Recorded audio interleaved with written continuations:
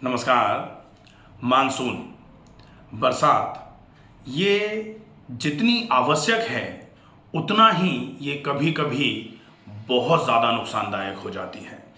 अब बरसात नुकसानदायक हो जाती है ये कहना बहुत उचित नहीं है, लेकिन बरसात के समय में यदि हम अपने जीवन शैली में, जीवनचर्या में कुछ विशेष परिवर्तन नहीं करेंगे तो निश्चित ही ये बरसात हमारे लिए बहुत सारी समस्याओं की एक जड़ बन सकती है। क्या वो परिवर्तन होते हैं? क्या हमें बरसात के दौरान करना चाहिए? और कौन से रोग जो बरसात के दिनों में प्रोमिनेंसी में हो जाते हैं, एकदम बढ़ चढ़कर होना चालू हो जाते हैं। बरसात को लेकर के बहुत सारे लोगों का ये मत होता है कि पानी बरसे तो हम तो बरसात में नहाएंगे। कुछ लोग कहते हैं अरे क्या कीच हो जाती है, कीचड़ हो जा रहा है। अब ये कीचड़ हो जा रहा है, एक तो मन खराब हो रहा है कुछ लोगों का। कुछ लोग कह रहे हैं पानी बरसेगा जैसा भी हम तो नहाएंगे, उसमें मन प्रसन्न हो रहा है। तो मानसून बरसात को लेकर के लोग दोनों ही अवधारणाएं रखते हैं। कुछ लोगों को बहुत अच्छा लगता है, कुछ लोगों को बहुत अच्छा नहीं भी लगता है। लेकिन मानसून का पूरे पर्यावरण में एक विशेष स्थान भी है। अगर मानसून ना आए, बरसात ना हो तो बहुत सारा जीवन अस्त व्यस्त हो जाए।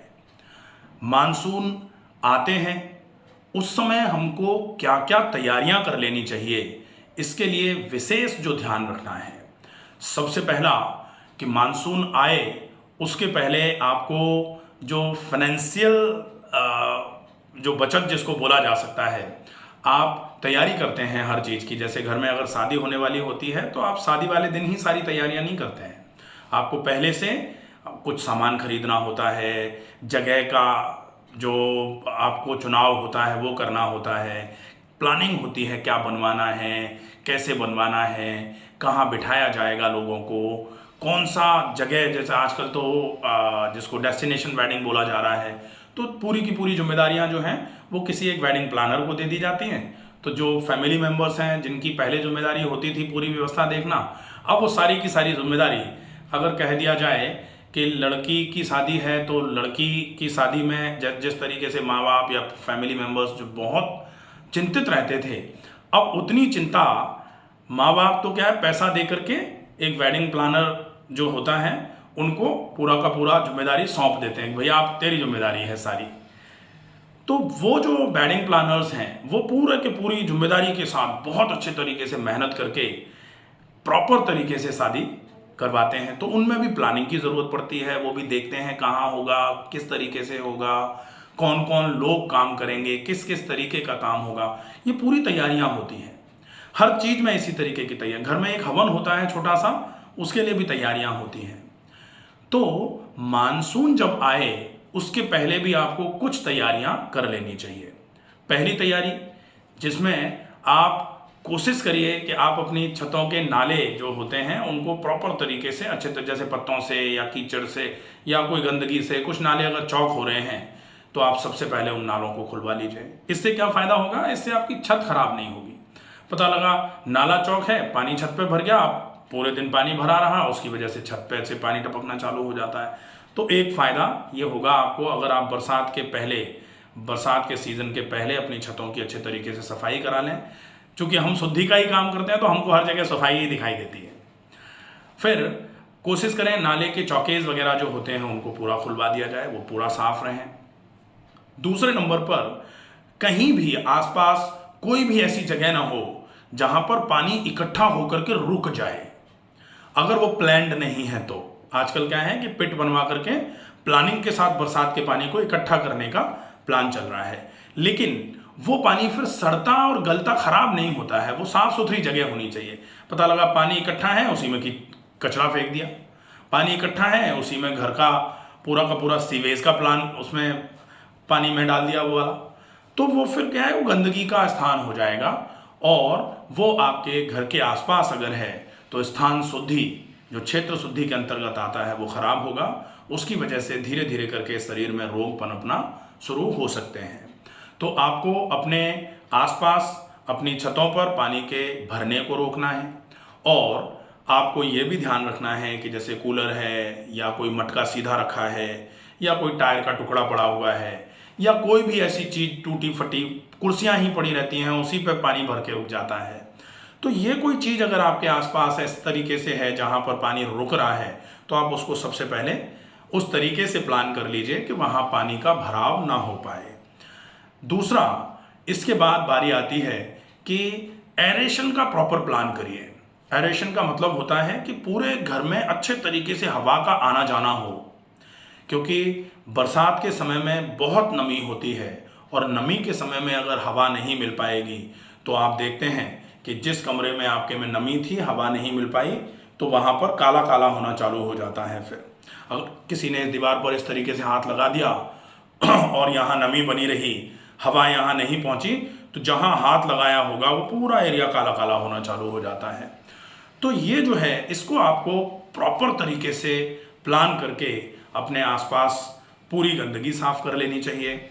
आपको अपने घर के पूरे वातावरण में बहुत अच्छे तरीके से प्लान करना चाहिए कि कैसे भी करके आपका घर प्रॉपर तरीके से शुद्ध हवा का आना जाना आपके घर में रहे। ये आपको विशेष ध्यान में रखना चाहिए। इसके बाद आप देखते हैं कि कौन सी बीमारियां हैं जो बरसात के समय में ज़्यादा होती हैं। सबसे पहले तो दो ऐसी बीमारियां जो मूल रूप से मच्छरों के ज़्यादा पनपने की वजह से होती हैं, एक है मलेरिया और दूसरा है डेंगू।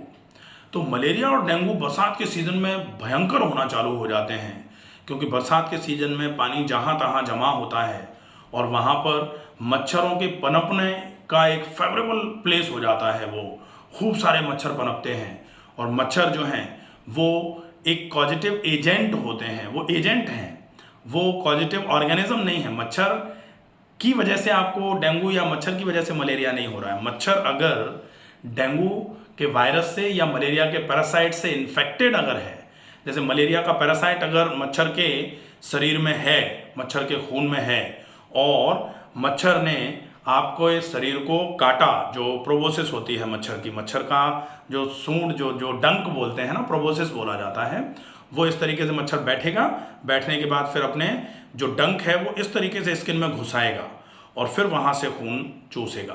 तो जब घुसाएगा तो अगर उसके शरीर में पैरासाइट है मलेरिया का, तो वो पैरासाइट आपकी बॉडी में छोड़ दिया जाता है, या फिर डेंगू का वायरस जो है वो छोड़ दिया जाता है। तो धीरे धीरे करके, जैसे फीमेल एनोफिलीज जो है वो मॉस्किटो, जो फीमेल एनोफिलीज मॉस्किटो है वो आपके मलेरिया के लिए रेस्पॉन्सिबल कॉजेटिव एजेंट है, और डेंगू के लिए जो एडिस एजिप्टी करके मच्छर होता है वो डेंगू के लिए कॉजेटिव एजेंट का काम करता है। अब आप देखें कि ये दो बीमारियां जो हो रही हैं, इन बीमारियों के होने का कारण क्या है? कारण तो है डेंगू में वायरस और मलेरिया में पैरासाइट, लेकिन जब तक ये मच्छर के शरीर में जाकर के मच्छर आपको नहीं काटेगा तब तक आपको ये नहीं हो सकता। आप अब कैसे करके मच्छरों के काटे जाने से आप बच सकते हैं? सबसे पहला प्लान होता है, ये 4 फेजेस में चल सकता है। पहला कि आपके घर के आसपास गंदगी ना हो, तो आपके घर के आसपास मच्छर रहेंगे ही नहीं। मच्छर घर के आसपास ना हो। अगर मान लो आपके आसपास तो पानी भरा हुआ है, गंदगी है जो आप साफ नहीं कर पा रहे हैं बाय एनी रीजन, तो दूसरा होता है कि आप अपने घर की उस तरीके से सुरक्षा कर दो कि आपके घर में मच्छर ना घुस पाए। तो मॉस्किटो स्क्रीनिंग होती है, जिसमें जालियां, दरवाजे जो हैं वो जालियों के लगाए जाते हैं, जो भी आपकी विंडोज़ वगैरह हैं उनको भी आप मॉस्किटो नेट से कवर कर देते हैं, ताकि अगर मच्छर बाहर हैं और बाहर आप ज़्यादा देर तक के लिए बैठना या खड़े रहना नहीं कर रहे हैं, आप अपने घर में रह रहे हैं, तो घर में अंदर मच्छर आकर के आपको ना काट पाए। तो पहला तो मच्छर बाहर हो ही ना, सबसे बढ़िया रहता है। दूसरे नंबर पर अगर बाहर हैं तो आपके घर के अंदर ना घुस पाए वो, इसके लिए आपने अपने दरवाजे खिड़कियों को प्रॉपर तरीके से कवर करवा रखा है। तीसरा, अगर आपके घर में घुस भी जा रहे हैं वो, तो आपको ना काट पाए वो। इसके लिए आप मॉस्किटो रिपेलेंट्स वगैरह का यूज़ करते हैं। कुछ लोग वो जो अगरबत्ती होती है जिसको कछुआ छाप बोला जाता है उसका यूज़ करते हैं। कुछ लोग जो है वो ऑल आउट का यूज़ करते हैं, कुछ लोग मॉर्टिन का यूज़ करते हैं। बहुत सारे जो ऐड हैं टीवी पर आते हैं कि ये मच्छर को कोसों दूर तक भगा के आता है और ये तुरंत मार देता है मच्छर को, तो ये जो हैं ये ठीक हैं, लेकिन जब ये मच्छर को मारने का काम करता है तो निश्चित ही आंशिक रूप में ये आपको भी बहुत ज़्यादा नुकसान पहुंचा रहा होता है। तो इसका यूज़ जितना कम हो उतना ज़्यादा अच्छा है। चाहे आप ऑल आउट लगा रहे हैं या मॉर्टिन लगा रहे हैं या कछुआ छाप जला रहे हैं, ये सारे ही आपके लिए बड़ा नुकसानदायक हो सकते हैं। तो कोशिश यही होनी चाहिए कि मच्छर आसपास पनपे ना, और पनप भी जाए तो आपके घर में घुसे ना। दो बहुत अच्छा तरीके हैं। तीसरा होता है कि आप इनका यूज़ कर रहे हैं, अब ये जो हैं ये नेचुरल भी हो सकते हैं।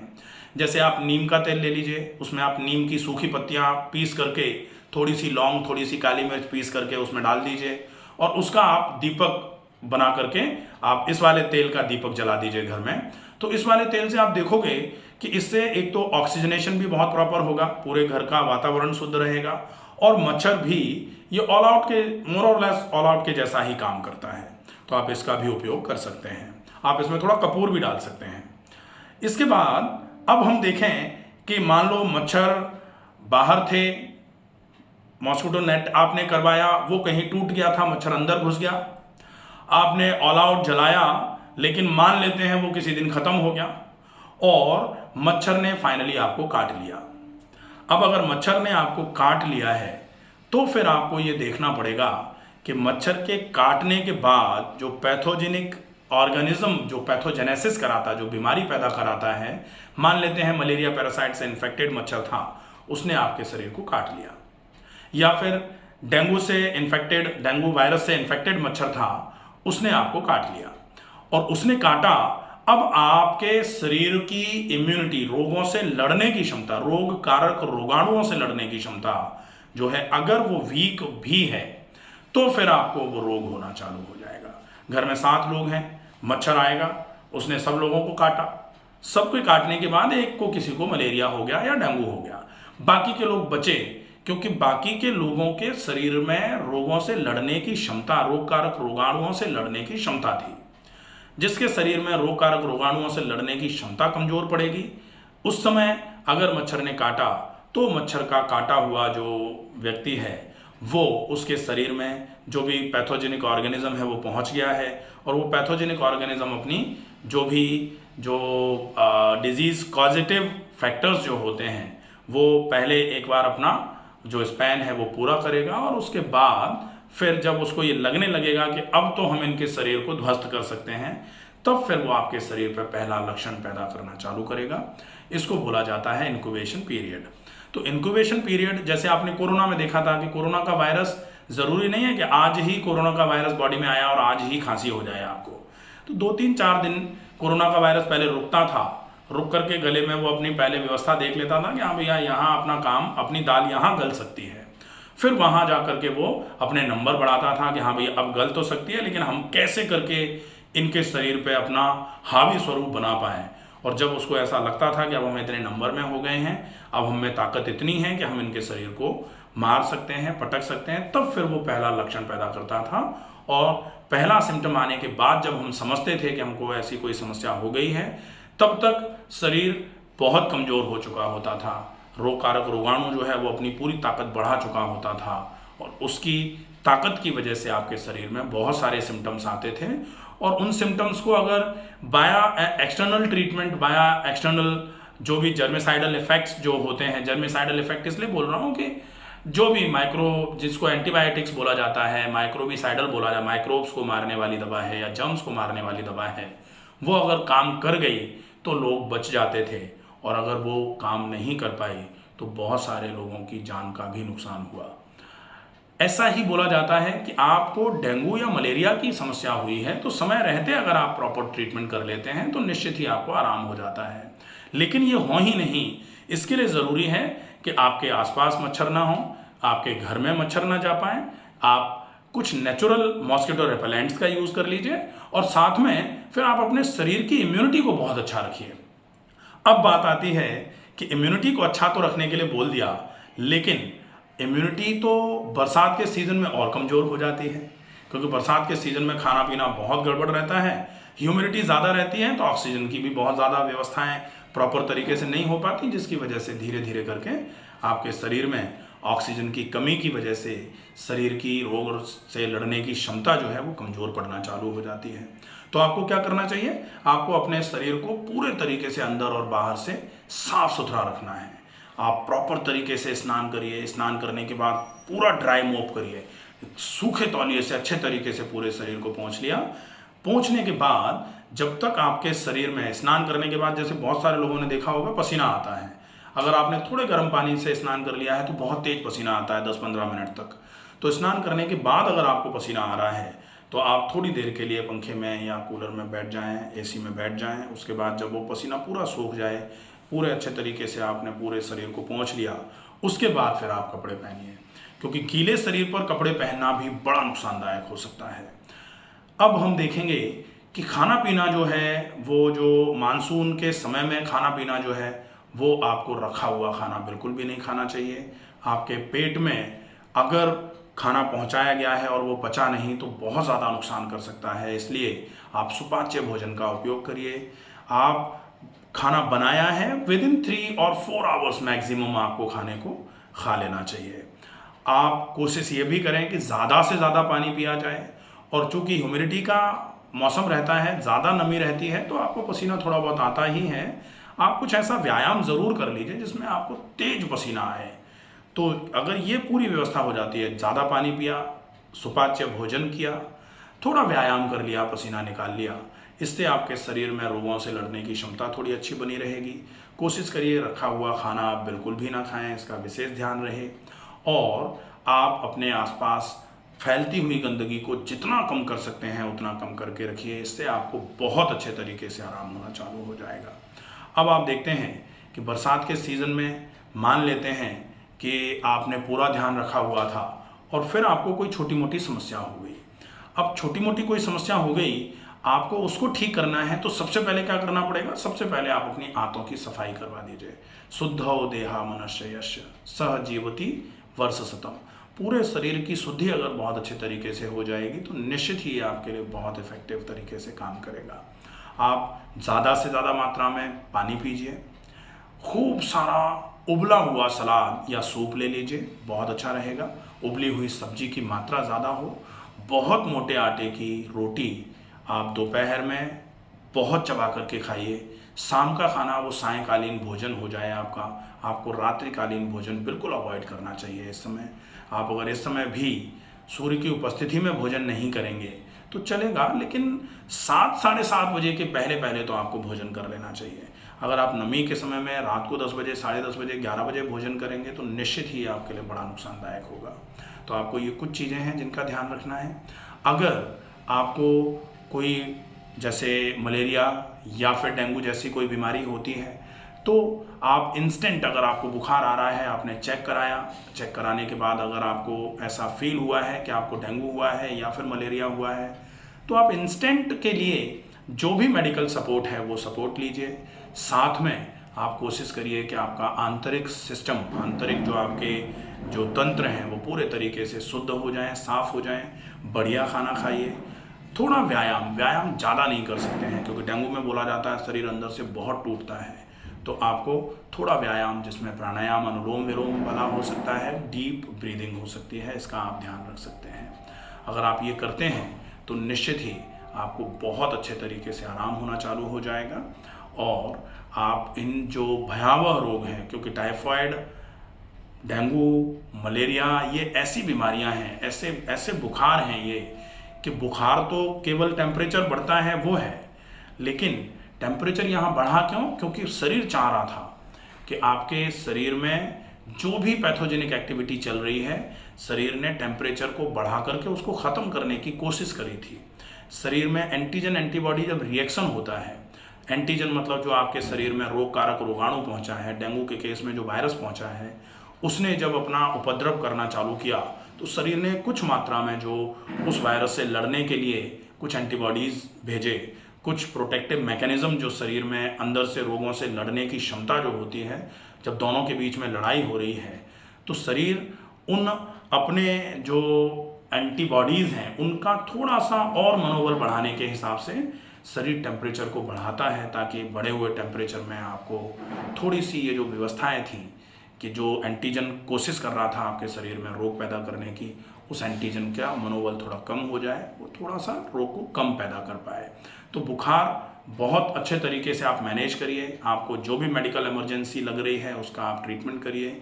बाकी जो पैरामेडिकल चीज़ें हैं, जो ऑल्टरनेटिव थेरेपीज़ हैं, उनका आप यूज़ करके इस समस्या से पूरे तरीके से निजात पा सकते हैं, और दोबारा ये समस्या आपको ना हो इसके लिए भी आप ऑल्टरनेटिव थेरेपीज़ का यूज़ कर सकते हैं। बहुत बहुत फ़ायदा करने वाली चीज़ें होती हैं ये। अगर आप इनका उपयोग रेगुलर करते रहते हैं तो निश्चित ही ये सारी की सारी जो भी समस्याएं आपको मानसून या बरसात के सीज़न में हो रही होती हैं, इनसे आप पूरे तरीके से बच सकते हैं। अगर आपको ऐसा लगे कि वीडियो में बताई गई बातें आपके लिए या आपके लोगों के लिए फ़ायदेमंद साबित हो सकती हैं, तो आप ज़्यादा से ज़्यादा लोगों तक इस वीडियो को पहुंचाएं। स्वस्थ रहिए, सुरक्षित रहिए। धन्यवाद।